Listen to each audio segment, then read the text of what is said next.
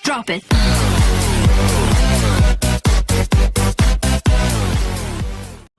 Assalamualaikum warahmatullahi wabarakatuh. Kami dari kelompok 4 akan mempresentasikan materi kami dengan tema sejarah tindak pidana korupsi di Indonesia. Oke, assalamualaikum warahmatullahi wabarakatuh. Di sini saya akan menjelaskan tentang peraturan undang-undang atau pada masa Orde Lama.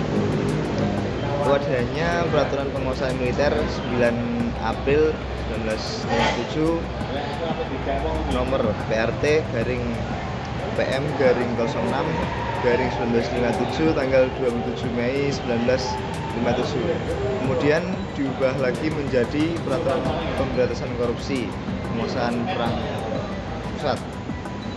Dalam perkembangan selanjutnya dibuat Undang-Undang Nomor 24 garing PRP garing 1960 tentang pengusutan penuntutan dan pemeriksaan tindak pidana korupsi yang mengambil alih rumusan delik peraturan penguasaan perang tersebut. Sebagai gantinya muncul Perpu Angkatan Darat Nomor PRT garing Perpu garing 013 garing 1958 tanggal 6 April 1998 tentang pengusutan, penuntutan dan pemeriksaan perbuatan pidana korupsi dan penilikan harta benda serta Perpu Kepala Staf Angkatan Laut Nomor PRT garing Z1 garing 1 garing 7 tanggal 11 April 1958. Menurut Perpu itu ada dua macam perbuatan korupsi. Pertama, perbuatan korupsi pidana yang bisa dikenai hukum badan dan atau benda selain perampasan harta benda hasil korupsinya. Kedua, perbuatan korupsi di mana terdapat unsur melawan hukum. Pada tanggal 9 Juni 1960, pemerintah mencabut dua Perpu tahun 1958 dan menggantikan dengan peraturan pemerintah pengganti Undang-Undang Perpu Nomor 24 tahun 1960 tentang pengusutan, penuntutan dan pemeriksaan tindak pidana korupsi. Karena parlemen belum mensahkan hingga 31 Desember 1960 melalui Undang-Undang Nomor 1 tahun 1961, Presiden memutuskan bahwa sejak 1 Januari 1961 Perpu menjadi Undang-Undang Nomor 24 PRP tahun 1960.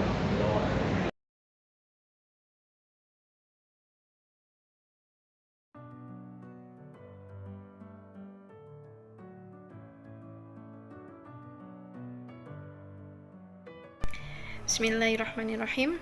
Nama saya Hikmatul Maula akan melanjutkan materi tentang sejarah pemberantasan tindak pidana korupsi pada masa Orde Baru.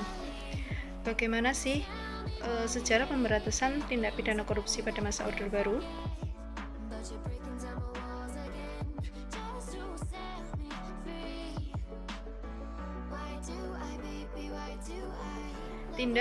Tindakan korupsi pada masa ini disinyalir banyak dilakukan, yaitu melalui kekuatan legitimasi kekuasaan presiden dengan pejabat-pejabat negara untuk mengambil aset negara ataupun mengalihkannya menjadi aset pribadi.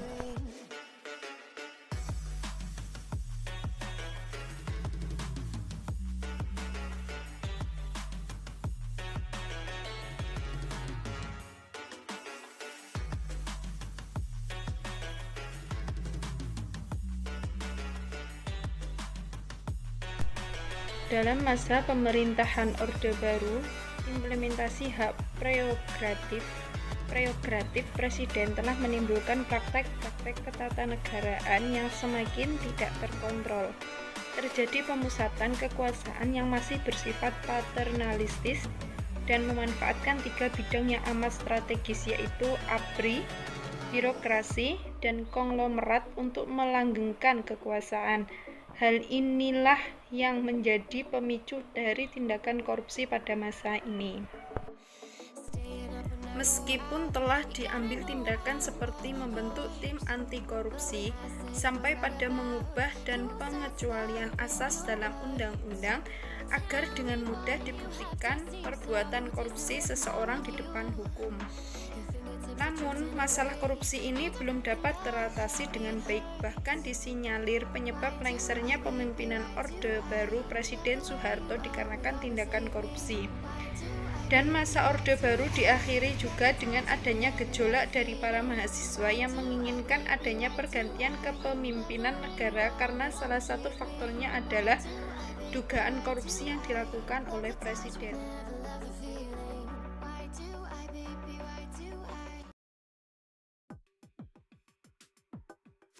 Saya Arum Prabawati akan menjelaskan mengenai sejarah tindak pidana korupsi di masa era reformasi. Reformasi disebut juga sebagai era pasca Soeharto yang berkuasa selama 32 tahun lamanya. Mundurnya Soeharto sendiri dilatar belakangi adanya krisis moneter. Akibatnya terjadi demonstrasi secara besar-besaran yang dilakukan mahasiswa. Masa reformasi ingin mewujudkan pemerintahan Indonesia yang lebih demokratis dan jauh dengan kekuasaan absolut. Namun demikian, menurut Mahfud MD selaku Menko Polhukam dalam menyorot korupsi di Indonesia setelah momentum reformasi, dia mengatakan bahwasanya korupsi era reformasi lebih meluas ketimbang era Orde Baru. Adapun undang-undang yang pernah digunakan di masa reformasi untuk memberantas tindak pidana korupsi. Yang pertama adalah ada TAP MPR nomor 11/MPR/1998. TAP MPR ini di dalamnya memuat banyak amanat untuk membentuk perundang-undangan yang akan mengawal pembangunan Orde Reformasi, termasuk amanat untuk menyelesaikan masalah hukum atas diri mantan Presiden Soeharto beserta kroni-kroni atau antek-anteknya. Yang kedua ada Undang-Undang Nomor 28 Tahun 1999. Undang-undang ini tidak banyak digunakan karena ada beberapa alasan tidak populernya undang-undang ini. Salah satunya adalah terlalu luasnya ketentuan tindak pidana yang diatur di dalamnya. Selanjutnya ada Undang-Undang Nomor 31 Tahun 1999. Lahirnya undang-undang ini dilatar belakangi oleh dua alasan, yaitu pertama, bahwa sesuai dengan bergulirnya era Orde Reformasi dianggap perlu meletakkan nilai-nilai baru atas upaya pemberantasan korupsi. Yang kedua, undang-undang sebelumnya yaitu Undang-Undang Nomor 3 Tahun 1971 dianggap sudah terlalu lama dan tidak lagi efektif untuk digunakan. Yang keempat adalah Undang-Undang Nomor 20 Tahun 2001, merupakan undang-undang yang lahir semata untuk memperbaiki kelemahan dan kekurangan undang-undang yang terdahulu. Adapun revisinya sebagai berikut. Poin A yaitu mengadopsi isi pasal KUHP secara keseluruhan sehingga tidak menimbulkan ketidaksinkronan. Yang B, pengaturan alasan penjatuhan tindak pidana mati. Yang C adalah aturan peralihan secara tegas dalam menjembatani undang-undang yang lama dan yang baru. Yang kelima selanjutnya adalah Undang-Undang Nomor 30 Tahun 2002.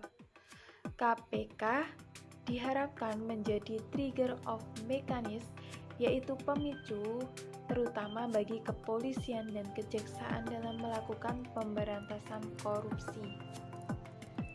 Selanjutnya ada Undang-Undang Nomor 7 Tahun 2006 tentang pengesahan United Nations Convention Against Corruption tahun 2003 merupakan sebagai wujud keprihatinan dunia atas wabah korupsi yang terjadi di dunia. Melalui UNICEF disepakati untuk mengubah tatanan dunia dan mempererat kerjasama dalam memberantas korupsi. Selanjutnya ada Peraturan Pemerintahan Nomor 71 Tahun 2000, yaitu memberikan hak kepada masyarakat untuk mencari, memperoleh, dan memberikan informasi tentang dugaan korupsi serta menyampaikan saran maupun pengaduan kepada penegak hukum seperti polisi, jaksa, hakim, advokat, maupun KPK. Selanjutnya ada Instruksi Presiden Nomor 5 Tahun 2004. Melalui Impres ini, Presiden merasa perlu memberikan instruksi khusus untuk membantu KPK dalam penyelenggaraan laporan, pendaftaran, pengumuman, dan pemeriksaan terhadap LHKPN atau laporan harta kekayaan penyelenggara negara.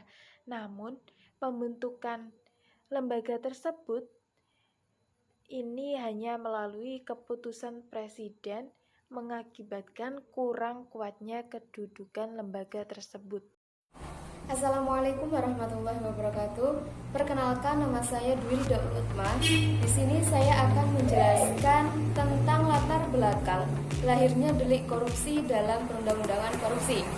Nah, korupsi itu berasal dari bahasa Latin yaitu corruptio, dari kata kerja cora rumper yang berarti busuk, rusak, menggoyahkan, memutar balik atau menyogok. Dengan demikian, arti kata korupsi adalah sesuatu yang busuk, jahat, dan merusak.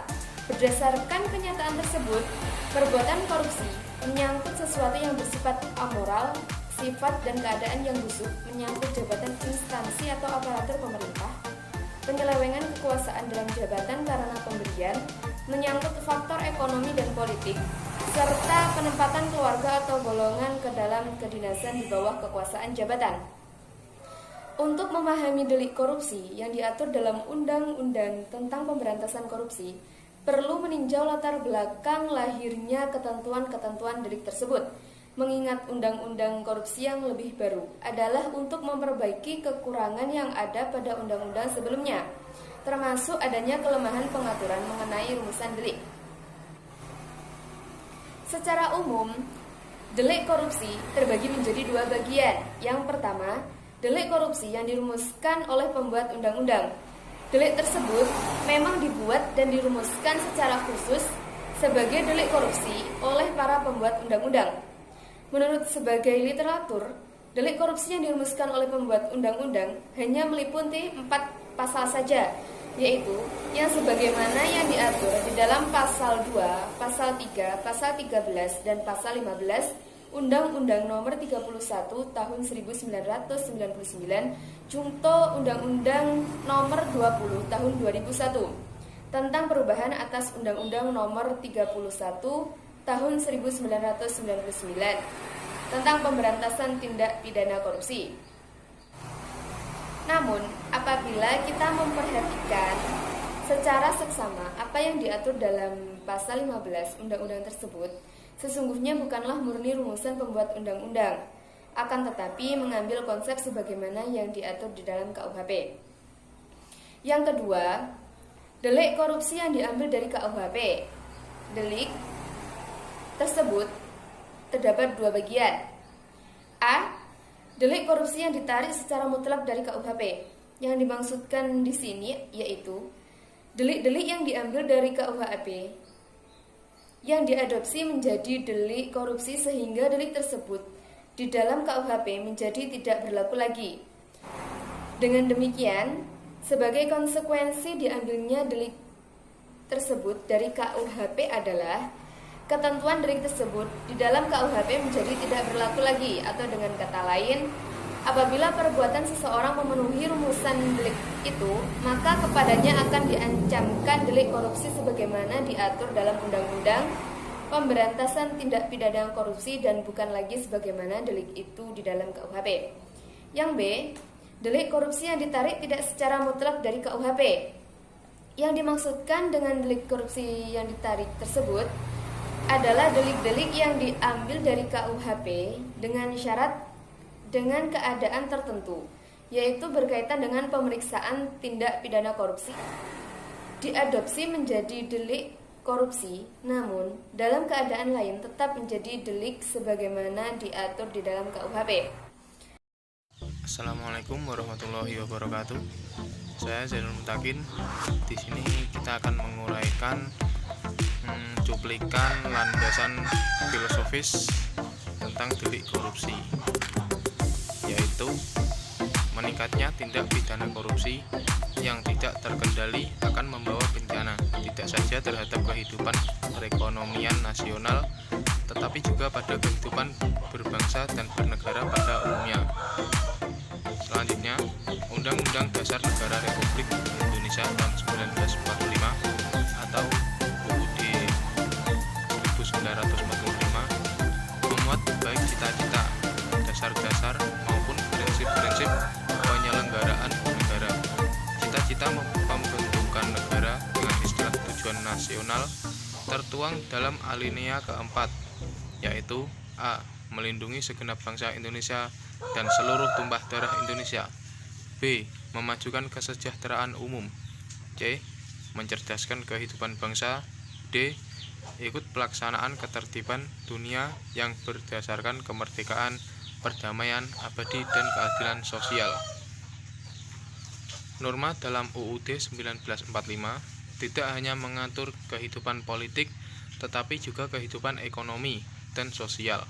Hal ini karena para pendiri bangsa menghendaki bahwa rakyat Indonesia berdaulat secara penuh, bukan hanya kedaulatan politik.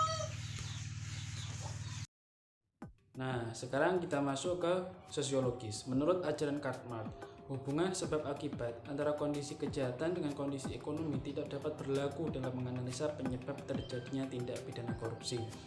Artinya, tidak semua bentuk kejahatan disebabkan oleh faktor ekonomi. Nah, ini sangat benar sekali. Bahwasanya faktor ekonomi itu bukan merupakan acuan atau indikator gitu seseorang mau melakukan korupsi. Mungkin faktor-faktor internal maupun eksternal yang sangat berpengaruh atau yang memiliki dampak besar terhadap pribadinya sehingga mau melakukan korupsi. Sehingga apa? Memuat fakta bahwa pelaku korupsi bukan dari kalangan ekonomi kurang, akan tetapi justru dari orang-orang yang mempunyai penghasilan tinggi. Nah, ini sangat menarik sekali gitu. Bahwasanya orang-orang yang berekonomi kurang belum tentu gitu ketika disodorkan tanggung jawab, disodorkan uang banyak mau melakukan korupsi. Karena mungkin faktor-faktor spiritual atau faktor-faktor ketuhanan menjadi alasannya seseorang mau atau tidaknya melakukan korupsi. Nah, justru orang-orang yang mempunyai penghasilan tinggi, pendidikan tinggi, yang bertanggung jawab di atas, yaitu orang-orang pejabat yang tergiur gitu untuk melakukan korupsi. Nah, ini sangat menarik sekali fakta yang dijelaskan. Selanjutnya mengenai landasan sosiologis dari penegakan hukum pemberantasan korupsi ialah kemiskinan yang melanda kurang lebih 35-50 juta penduduk Indonesia yang disebabkan karena korupsi yang telah bersifat sistemik dan meluas ke seluruh lapisan birokrasi. Nah, ini sangat miris sekali apa yang terjadi di negeri Indonesia. Bahwasanya orang-orang miskin, yaitu kurang lebih 35-50 juta penduduk Indonesia ini disebabkan oleh korupsi yang disebabkan atau yang bersifat sistemik dan meluas ke lapisan birokrasi, yaitu orang-orang pemerintahan yang melakukan tindak pidana korupsi ini sehingga berdampak pada tingkat kemiskinan yang meningkat pada penduduk Indonesia. Setelah kita lanjut yaitu pengertian pragmatik. Pragmatik adalah cabang ilmu bahasa yang mempelajari struktur makna bahasa secara eksternal, yaitu bagaimana suatu kebahasaan itu digunakan dalam komunikasi. Pendekatan pragmatik memberikan kajian tentang perundang-undangan tersebut, apakah memberi manfaat atau tidak, dapat diterapkan atau tidak. Undang-undang pemberantas korupsi tentunya memberikan manfaat yang luar biasa untuk menangani bagaimana tindak pidana korupsi terjadi di negara kita. Undang-undang ini membantu menyelamatkan aset-aset negara dan memberikan payung hukum untuk menindak korupsi yang banyak terjadi di negara kita, bahkan sampai pada perkembangan dari tindak pidana korupsi seperti pencucian uang. Harta kekayaan dari berbagai kejahatan atau tindak pidana pada umumnya tidak langsung dibelanjakan karena akan mudah dilacak oleh penegak hukum mengenai sumber dana yang diperolehnya.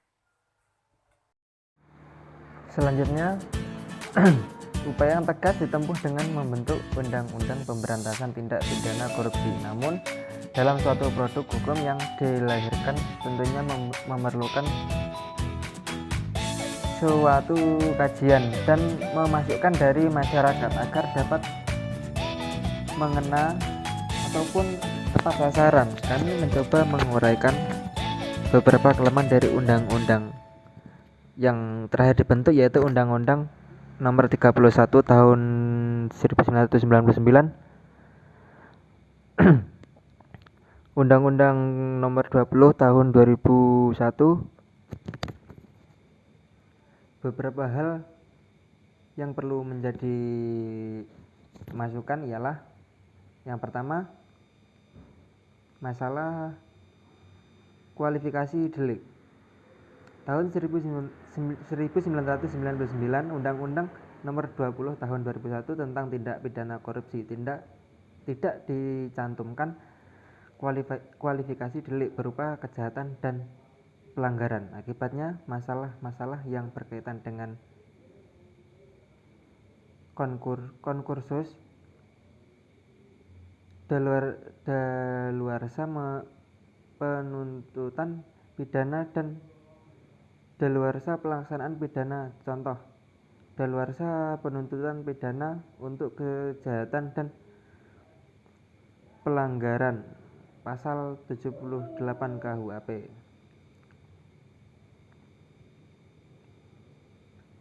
Selanjutnya, poin kedua yaitu tidak adanya pedoman pelaksanaan pidana minimal khusus.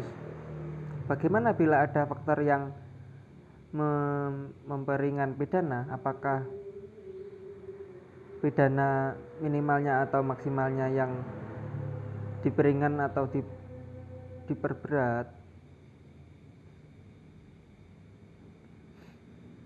Tidak adanya aturan atau pedoman khusus yang untuk menerapkan sanksi pidana yang dirumuskan dengan sistem kumulasi.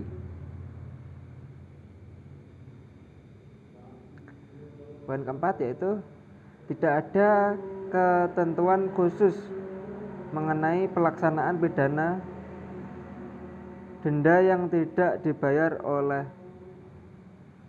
korporasi.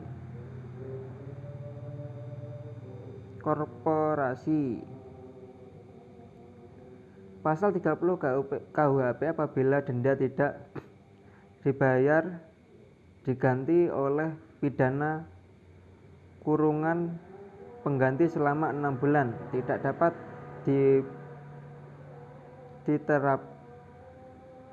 diterpakan untuk korporasi. Poin kelima yaitu tidak adanya ketentuan khusus yang merumuskan pengertian dari istilah pemufakatan jahat. Selanjutnya, aturan peralihan dalam pasal 43A Undang-Undang Nomor 20 Tahun 2001 yang dinilai berlebihan yang karena secara sistemik sudah ada pasal 1 ayat 2 KUHP. Poin 7 yaitu formulasi pidana mati yang hanya berlaku untuk satu pasal, yakni pasal 2 ayat 1 yang dirumuskan dalam pasal 2 ayat 2 dalam penjelasan yang dimaksud dengan keadilan tertentu. Dalam ketentuan ini dimaksudkan sebagai pemberatan bagi pelaku tindak pidana korupsi apabila tindak pidana tersebut dilakukan pada waktu negara dalam keadaan berbahaya sesuai dengan undang-undang yang berlaku pada waktu terjadi bencana alam nasional sebagai pengulangan tindak pidana korupsi atau pada waktu negara dalam keadaan krisis ekonomi dan moneter. Keadaan ini mempersulit pelaku tindak pidana untuk dijatuhi hukuman mati. Yang kedelapan yaitu residive. Dalam pasal 486 KUHP sebenarnya bisa